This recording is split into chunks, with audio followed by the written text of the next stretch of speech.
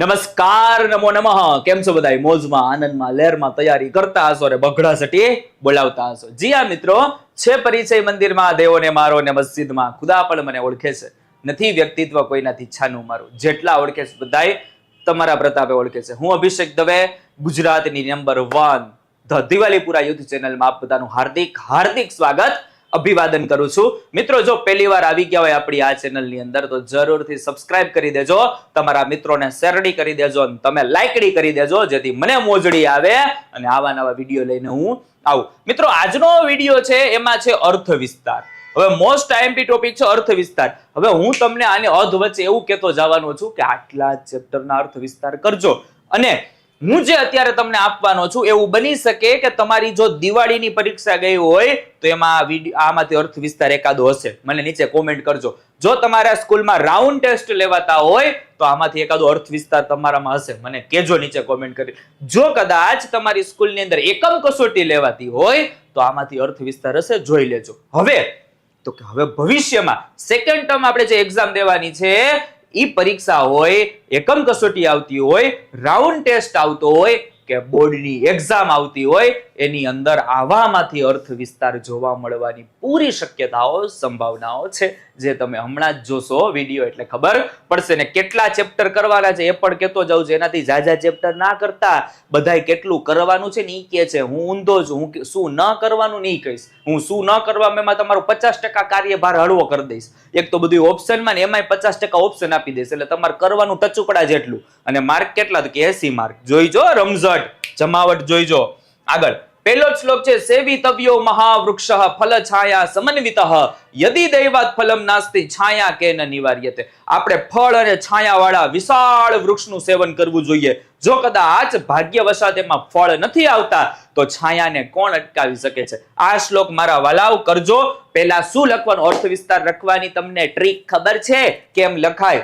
એમ લખાય કે પહેલા ભાષાંતર લખાય, એની નીચે અર્થ વિસ્તાર લખાય અને એની નીચે બોધ લખાય. જો 3 વસ્તુ લખો ને તો જ 3 માર્ક મળે. હો ભાઈ, તમે ભાષાંતર ને અર્થ વિસ્તાર લખો તો પૂરા 3 માર્ક નથી મળતા, એટલે ખાસ યાદ રાખવું. હવે એની આગળ તમે પ્રસ્તાવના મૂકી શકો કે પ્રસ્તુત શ્લોક જે આપણી પાઠ્યપુસ્તક છે એ પાઠ્યપુસ્તકના આટલામાં પાઠમાંથી આટલામો શ્લોક છે એ લેવામાં આવેલો છે. આવું લખો એટલે શિક્ષકનું તો દિલ ગાર્ડન થઈ જાય કે ઓહો, આ માણાને તો કેટલું બધું ખબર છે. બરાબર, તો મોજ આવી જાય બાપુ. તો આ રીતે લખવાનું.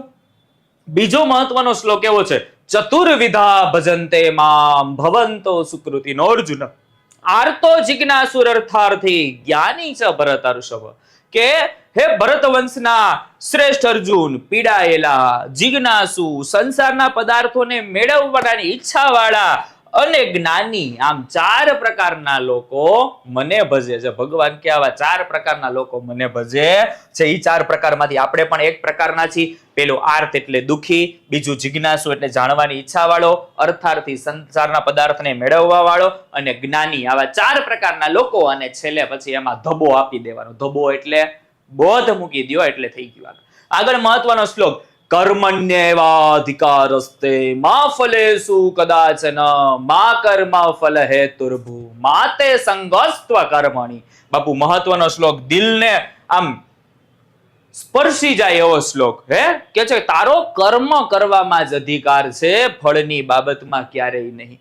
કર્મના ફળની ઈચ્છા વાળો થઈશ નહીં ને તું કર્મ ન કરવામાં તારી આસક્તિ ન થાય. પછી બાળકો એનો અર્થ વિસ્તાર છે હું બોલતો નથી, તમે જોઈ શકો છો. આની પીડીએફ તમને મળી શકે છે અને આમાં તમને મજા આવે એવું તમે લખી અને છેલ્લે ધબો લખી શકો છો. છેલ્લે બોધ લખવાનો એટલે મોજ આવી જાય. બરાબર. પછી બાળકો તમે, હું આગળ પહેલા જ બોલ્યો તો હું તમને કહેવાનો છું કયા કયા પાઠ ટોપ સિક્રેટ છો. 7, 13 અને 20.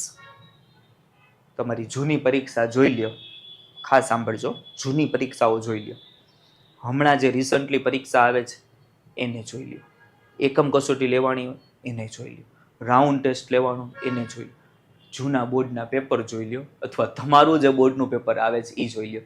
7, 13 અને 20 મને યાદ કરશો. પેપરમાં જેવો અર્થ વિસ્તાર આવશે બાપુ, અને તમને જો અભિષેક દવે યાદ ન આવે, તમને જો દિવાલીપુરા યુથ ન આવે તો મને કહેવાનું બાપુ. સમજ્યા તમે? પણ આટલા 3 અર્થ વિસ્તાર છે, 8 અર્થ વિસ્તાર, એને આમ ભૂકા કાઢે એવા કરી નાખો. પછી આગળ આવ્યો હે યથા ચતુર્ભિઃ કનકં પરીક્ષતે નિઘર્ષણ છેદન તાપ તાડને તથા ચતુર્ભિઃ પુરુષં પરીક્ષતે શ્રુતેન શીલેન ગુણેન કર્મણા. હું વાત કરી કે જેમ ઘસવું, કાપવું, તપાવવું ને ટીપવું એમ હોનાને 4 રીતે પરખાય તેમ જ્ઞાન, ચારિત્ર્ય, ગુણ અને કર્મથી પુરુષની પરીક્ષા થાય છે. એનો સુભાષિતનો ભાષાંતર જોઈ જાવ, એનો અર્થ વિસ્તાર જોઈ જાવ, છેલ્લે ધબો મૂકી દો. યાદ રાખજો વાલાઓ. આગળ આવ્યું શ્રદ્ધાવાન લભતે જ્ઞાનમ તત્પરઃ સંયતેન્દ્રિયઃ જ્ઞાનમ લબ્ધ્વા પરમ શાંતિમ અચિરેણ અધિગચ્છતિ. સંસ્કૃત મોઢે જો બાપુ, એમ તો ગમે ત્યાંથી ગમે શ્લોક કયો ભૂકા કાઢી નાખી આપણે, પણ તમારે તૈયારી કરવાની. એવી તૈયારી સાથે હું આવ્યો હોય તમારા માટે. સાવધાન અને જેની ઇન્દ્રિયો કાબુમાં હોય એવા શ્રદ્ધાવાન પુરુષો જ્ઞાન પ્રાપ્ત કરે, અને જ્ઞાન પ્રાપ્ત કરીને ટૂંક સમયમાં જ પરમ શાંતિને પામે. મેં તો પરમ પરમ પરમ પરમ પરમ સુંદરી કઈક આવે ને, પરમ પરમ પરમ પરમ પરમ સુંદરી, એવી રીતે ટૂંક સમયમાં. ભાઈ આ બધું ક્યાં આવી ગયું? તમે પરમ સુંદરી ની વાત કરી તો પુષ્પા પુષ્પા બધા અન્ના ઇન્ન કોડે. હાલો ભાઈ જ બસ અહીંયા રે ને ભાઈ, આ બીજું નથી ખોલવાનું ભાઈ. હા બસ ચલો આગળ આવે. આનો ભાષાંતર લખી નાખો. હવે પછી આગળ વધીએ. એટલે હવે આવે છે મહત્વનો શોક. શું કે છે? શિક્ષાક્ષયમ ગચ્છતિ કાલ પર્યયાત સુબદ્ધ મૂલાની પતંતિ પાદપા જલમ જલસ્થાન ગતમ ચ સુષ્યતિ હુત્તમ ચ દત્તમ ચ તથૈવ તિષ્ઠતિ. તમને આનંદ કરાવવા માટે આવી રીતે વિડીયો લઈ છે, મોજ આવે એના માટે. આનંદ કરતા કરતા આપણે સમજવાનું છે. એટલે ભાઈ હું મારા આમ સ્વભાવથી થોડોક આવી રીતે તમારા માટે કરું છું, તમને યાદ રહી જાય. વખત વીતતા કેળવણી નાશ પામે છે. ખૂબ જ મૂળ વાળા વૃક્ષો જે છે એ પડી જાય છે. જળાશયની અંદર રહેલું પાણી છે એ સુકાઈ જાય છે.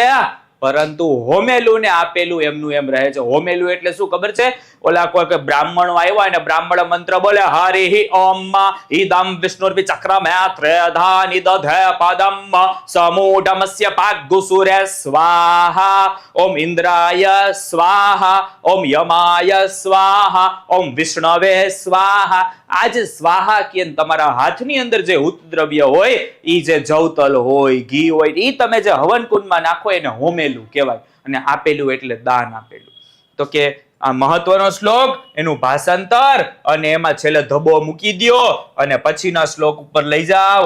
તો કે છે સુખમ હિ દુઃખાન ન્યનુભૂય શોભતે વાલા ઘનાંધકારે સ્વિવદીપ દર્શનમ સુખાતુયો યાતિ નરો દરિદ્રતામ ધૃત શરીરેણ મૃત સજીવતી.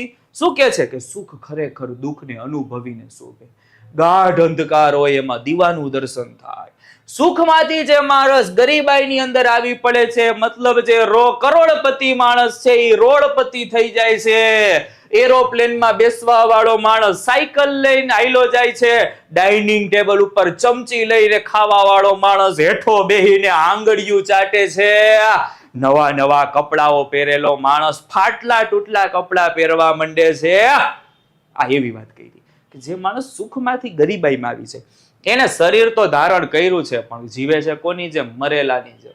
પુષ્પા ભાવ જઈ ભલે છકડાની અંદર જાતા હોય, બાકી નીકળે એટલે પછી ઉપર હેલિકોપ્ટર જ ફરે. એમ તમે બાપુ અત્યારે તૈયારી કરો તમારે સમજવાનું કે મારો ભાઈ છકડો છે, પણ જયારે પરીક્ષામાંથી દઈને આવશો એટલે સમજવાનું કે હેલિકોપ્ટર જ તમારી ઉપર ફરે છે. આવી તૈયારી કરો, ભૂકા કાઢ નાખો બાપુ.